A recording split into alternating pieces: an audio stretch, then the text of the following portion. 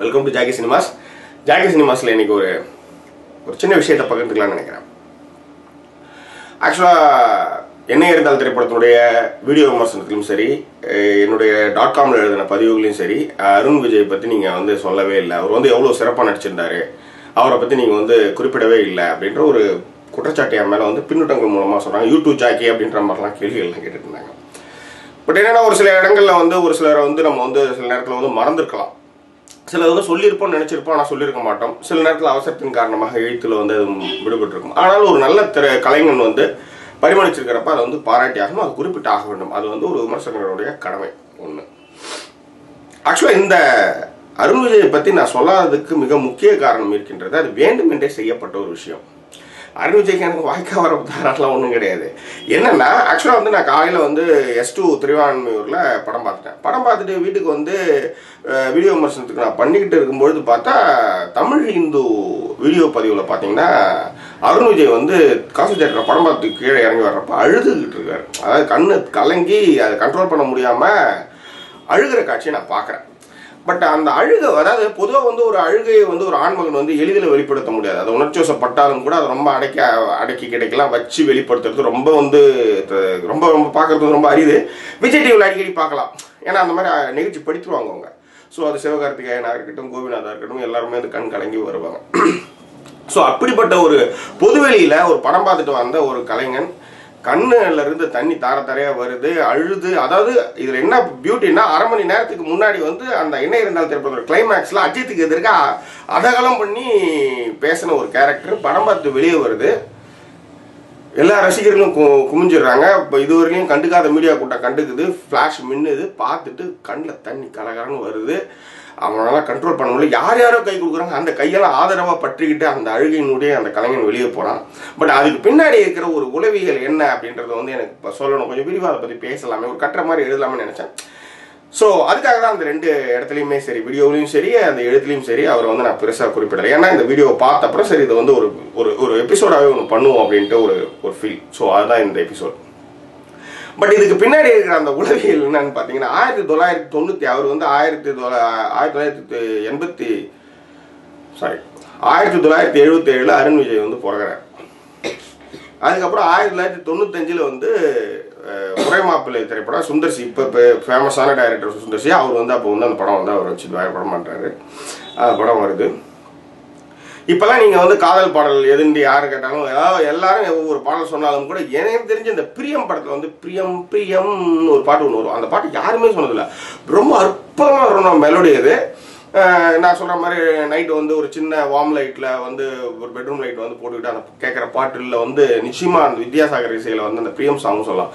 உடையாத வெண்ணிலா அந்த சாங் ரொம்ப அற்புதமாக இருக்கும். அந்த சாங்கு அதில் அந்தி மஞ்சள் மாலை ஆளில்லாத சாலைன்னு ரொம்ப அழகா அந்த சாங் கேட்கறதுக்கு ரொம்ப அந்த மாதிரி பாடலை கொடுத்த ஒரு படத்தில் நடித்தவர் தான்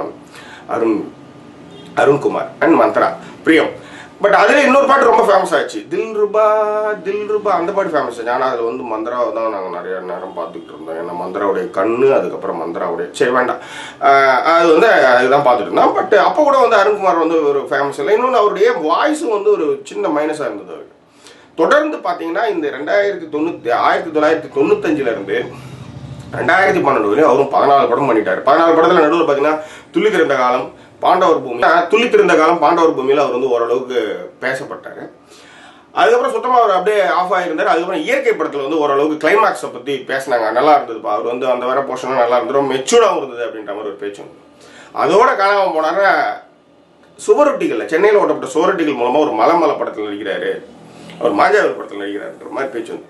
ஆனால் அவர் என்னைக்கு மகிழ் திருமேனியோட தடையற தாக்க படம் நடிச்சாரோ அன்னையிலிருந்து தனியாக கவனிக்க ஆரம்பிச்சாங்க. அதாவது ஏ கிளாஸ் ஆடியன்ஸ் சொன்னாங்கப்பா, தடையற தாக்கன்னு ஒரு படம் ரொம்ப நல்லா இருக்கு, ரொம்ப சூப்பரான த்ரில்லர், மேக்கிங் சூப்பராக இருக்கு. இன்னும் இதில் என்னென்ன காமெடி என்னன்னா, மகிழ் திருமேனியோட ஃபர்ஸ்ட் படம் லவ் படம், அந்த படம் ஒரு ஃபிளாப்பு, கொஞ்சம் யாருக்கும் தெரியாது. ஆனால் ரெண்டாவது படம் அதிகமாக அதாவது பெரிய அளவில் கொண்டாடப்படாத ஒரு ஹீரோ வச்சுட்டு அவர் படம் பண்ணுறாரு. அந்த படம் பேசப்படுது. ஓகேங்களா? சரி, இப்போ அருண் விஜய் தனியாகவே அந்த படத்தை போய் பார்க்கலாம் அப்படின்ற அளவு போய் தடையற தாக்க படத்தை பார்க்குறாங்க.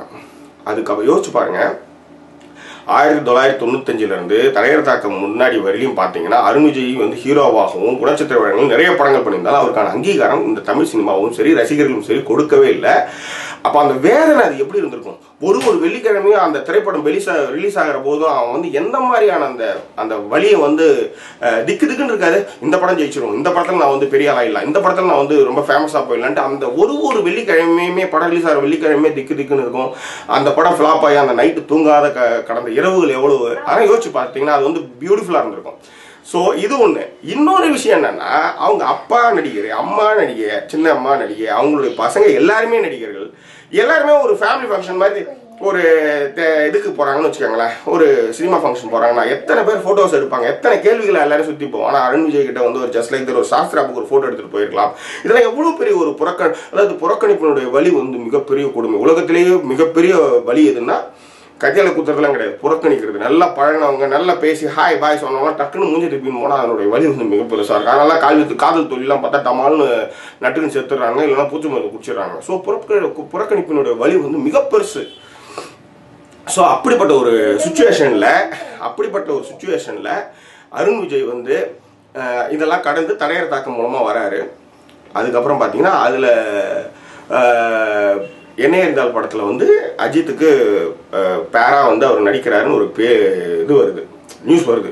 அதுல இருந்தே பார்த்தா அஜித்தை பற்றி பேசுகிறப்ப அருண்குமாரையும் பேச ஆரம்பிச்சிட்டாங்க. இல்லைன்னா காமெடினா அருண்குமார் வந்து நடுவில் வந்து தான் பேர் வந்து அதிர்ஷ்டத்தை கொடுக்கலன்ட்டு பேர்லாம் மாற்றிட்டார், அருண் விஜய்லாம் பேர் மாற்றிட்டார்.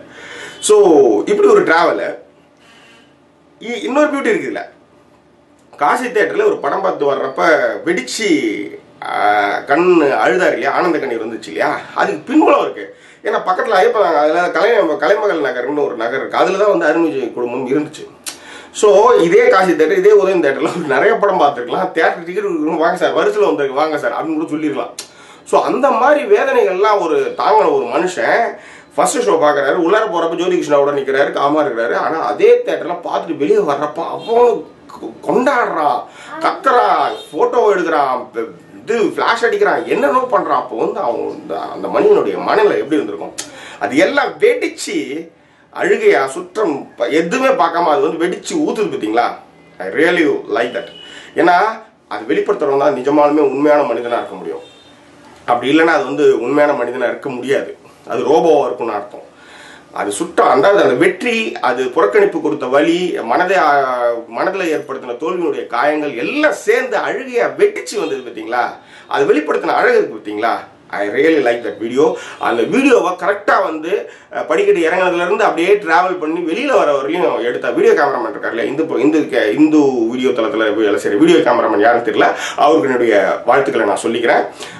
ரொம்ப அற்புதமாக இருக்குது. ஸோ அதனால தான் அருண் விஜய் வந்து நான் வந்து எந்த வீடியோ பதிவும் சரி எழுத்துலையும் சரி அவரை நான் வந்து பதிவு பண்ணலை. ஏன்னா இந்த எபிசோட் பண்ணணுன்றதுக்காக ரொம்ப அற்புதமான ஒரு டிராவல், அந்த ஒரு காட்சி அது. ஸோ இதுதான். ஸோ அதனால தான் அதை வந்து பண்ணலாம். மற்றபடி வந்து அருண் விஜய் வந்து குறிப்பிடாம இருக்குது. ஏன்னா திறமையாளர்களை வந்து மதிக்க வேண்டும் என்பது, அகங்காரமற்ற திறமையாளர்களை வந்து மதிக்க வேண்டும் என்பது என்னுடைய பண்பு. அது பொதுவாக அது மாதிரி ஒரு இது. மீண்டும் வேறொரு வீடியோ பதிவோடு உங்களை நான் சந்திக்கிறேன். அதுவரை நன்றி கூறி விடைபெறுவது உங்கள் ஜாக்கி சேகர். நன்றி, வணக்கம், தேங்க்யூ.